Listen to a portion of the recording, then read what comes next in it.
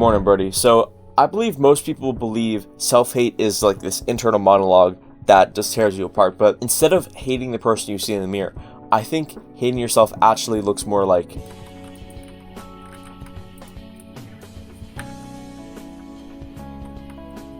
I used to make these promises to myself where I'll tell myself, like, I can't play video games, or I'm not allowed to eat junk food because they're going to ruin my goals, and honestly, they are counterproductive. But I kept breaking them over and over again, and last month, okay, I was in my bedroom just watching, like, stupid YouTube videos or something, and I was, like, fed up. I was like, okay, I keep doing this, so obviously I don't know something if I keep... There's a cycle here, clearly, that I don't understand. So I learned about this concept in psychology called your shadow self.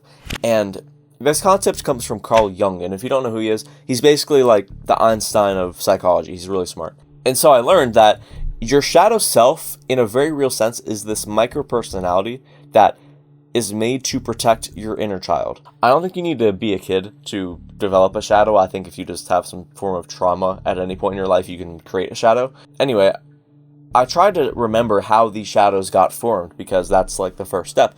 And I remember there was this one day where I was 6 years old and I was sitting on the couch, okay? And 5 feet behind me, my parents were just fighting over money. Like they were just arguing over money. And this is crazy. I remember I looked over my shoulder for like a brief second, and that hurts when you don't want to see your parents argue. And I remember like I turned away and I started looking at the TV, and in my hands was a Nintendo 64 controller, and I was playing like Mario or something.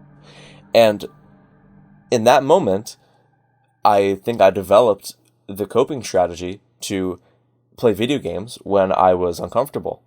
And also, that also kind of shows, like, that's probably why I always try to make a significant amount of money, because my financial environment growing up wasn't good. So these cycles that you're in, for example, if you go to the gym for a week straight, okay, you'd say it's a really good week. And then the next week, you skip every single day.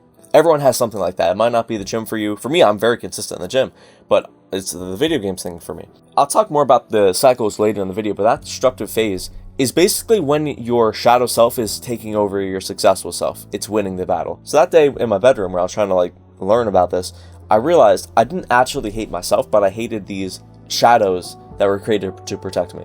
Also, bro, ignore my Far Cry 3 looking Band-Aid. I burned myself like a dummy.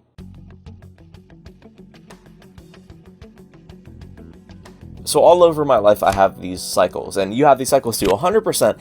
If you listen to what I'm about to say, you're going to start seeing these types of cycles in your life too. Like I said earlier, one of these shadows, it pushes me to play video games when I'm uncomfortable. It's like escapism.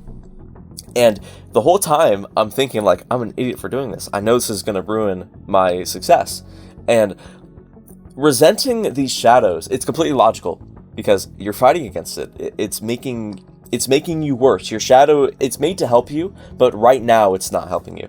So another concept that I learned from Carl Jung is called integrating your shadow. So this is where you start to become consciously aware of your shadow, and you start to have a discussion with it almost. You negotiate with it, and you really try to think about, like, who is that version of yourself? Where did this get formed? Because if you don't understand your shadow, your conscious and your unconscious mind are always going to be at war with each other because they don't understand each other. Like most wars, 9 out of 10 times, is because neither party understands each other's perspectives. So if you understand your shadow self's perspective, that's going to help you actually be able to work with it and heal from that. And these cycles that I had of playing video games when I got in an argument with somebody or when I was annoyed with something that I did personally, they were just wars between my conscious and my unconscious.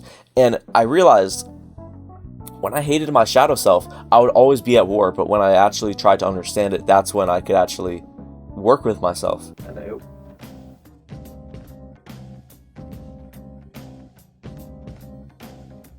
There are many people who will never love themselves because imagine when you're a child, your mother was emotionally manipulative to you, okay? And in defense to that, you create a shadow that makes you emotionally numb because if you don't have any emotions, they can't be exploited, right? So But if you go through your entire life never healing that and just hating yourself, like, this can run really deep and cause things that you really don't expect if you don't look into this. So if this resonates with you to any extent, and you feel like you have conscious desires, and then your shadow is fighting against that and pulling you away from it, I highly suggest that you go on YouTube and just look up like shadow work or something, because you're going to find people who will guide you through the actual process of letting your shadow heal. By the way, I make videos like this all the time, so if you just drop sub on the channel, you'll get more videos like this in the future.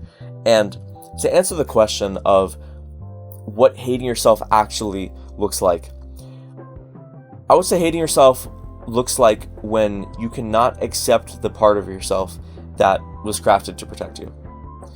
With that being said, I hope that you can remember to get 1% better today.